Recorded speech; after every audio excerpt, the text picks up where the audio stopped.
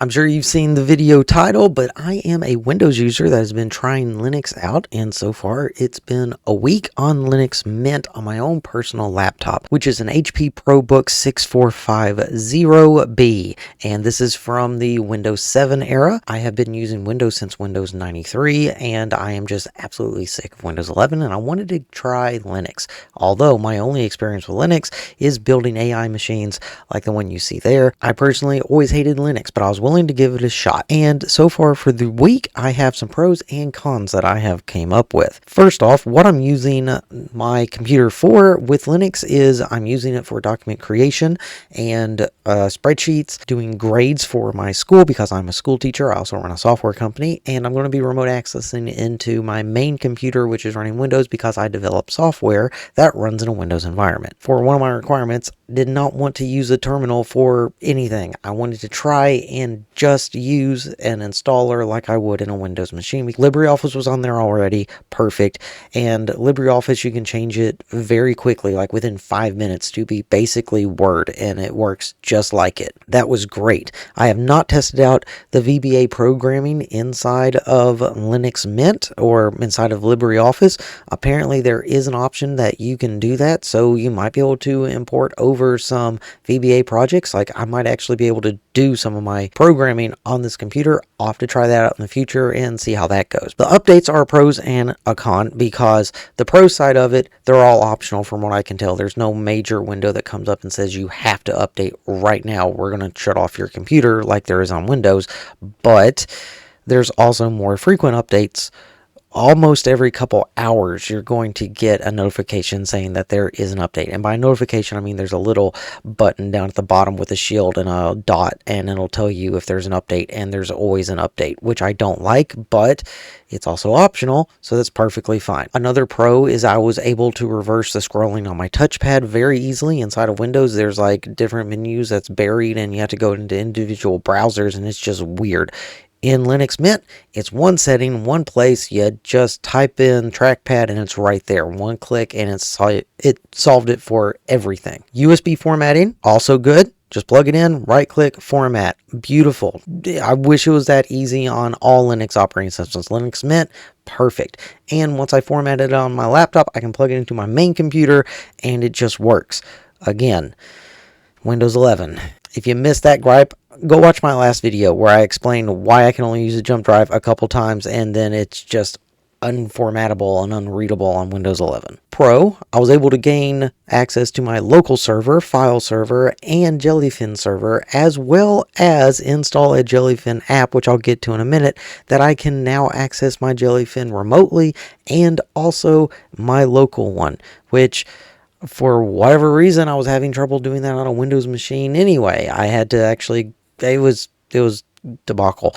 Just worked in Linux. That's awesome. I was able to install apps with the software manager, when pro and con on this one. The software manager, I personally never liked the Microsoft Store. Hate it. I would prefer to go online, find a developer that's making a product that I want, download it, and install it. However, I also understand that in Linux, that's not how it works. You have to use the terminal. So whenever I was trying to go find Google Chrome, I had to look online because it wasn't in the software manager, and I was able to find a tutorial on how to use the terminal to install it, and it was like a 10-step process. I didn't do that, so I couldn't use Google Chrome, and my job as a teacher requires me to because they're in the Google environment. Luckily, I previously knew that Google Chrome was part of the Chromium environment, so I just downloaded Chromium, and turns out it just links up and everything works beautifully. It works just like Chrome.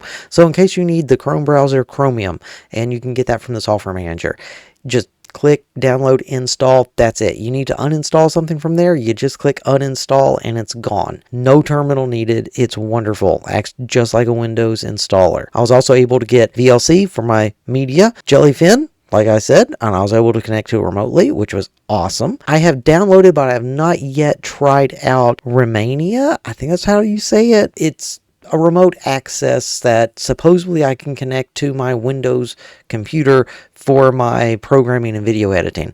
I don't know. Haven't tried it yet. I'm going to have to get that set up. Another pro, and this is a big one, my battery life on this machine has been amazing with Windows 11 because this laptop was never actually made to run anything past Windows 7. I tried Windows 10 on it, kept it around for a while, but the battery life on it was like maybe 2 hours if I was lucky. More likely it was about an hour to an hour and a half, and I would replace the battery in this thing every couple years.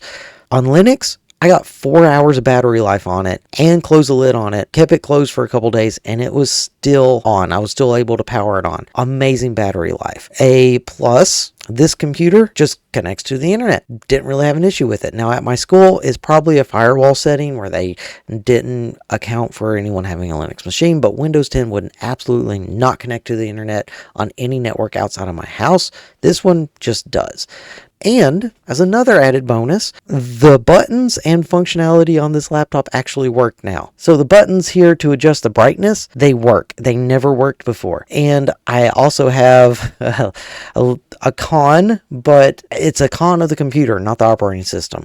You see that flashing light? That's my Wi-Fi card. And it also happens up there as well. I never knew the Wi-Fi card actually flashed like that whenever it was running. And there's probably a way to turn it off. I don't know. I never noticed it because it never worked. None of these buttons actually worked on Windows. They work on Linux, which is surprising. Okay, so I went through the pros. What kind of cons do I have so far in my first week of using Linux Mint? I basically already covered them. The updates are very frequent, like hourly frequent. Wi-Fi signal is really annoying. I'm probably going to take some black tape or something and tape it off so I don't see it, which again, not part of Linux Mint. It's not its fault that it works. And finally, the downside is the terminal. Linux Mint, if you can find a program that's inside of the software manager, which by the way, awesome naming scheme. If you find a program that's inside of that, then you can just click install and it works. That's fantastic. If it's not in there, then you got to use a terminal, and I still hate the terminal. But so far, it's been doing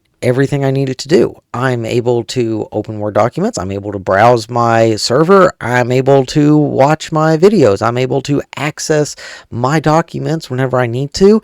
I'm working on getting VBA included in on it. I'm going to try that out this week and see if it works. I'm also working on getting remote access for my main machine. So far, I have way more pros than cons on this, and I still have to use this laptop. I understand I'm not using it for video gaming. This laptop came out in like early 2000s. So yeah, it's not going to be perfect, but it's also doing everything that I would need it to do 20 years later. Honestly, Linux Mint has probably breathed new life into this machine. Thank you all very much. I'm going to continue to update you once a week on my progress through learning Linux Mint and my opinions on it. If you all have any questions for me, or if you have any suggestions, things that you want me to try out, or things like that, because I am completely new to this Linux environment, please leave a comment down below and let me know. Thank you all very much, and until next time, have a good rest of your day.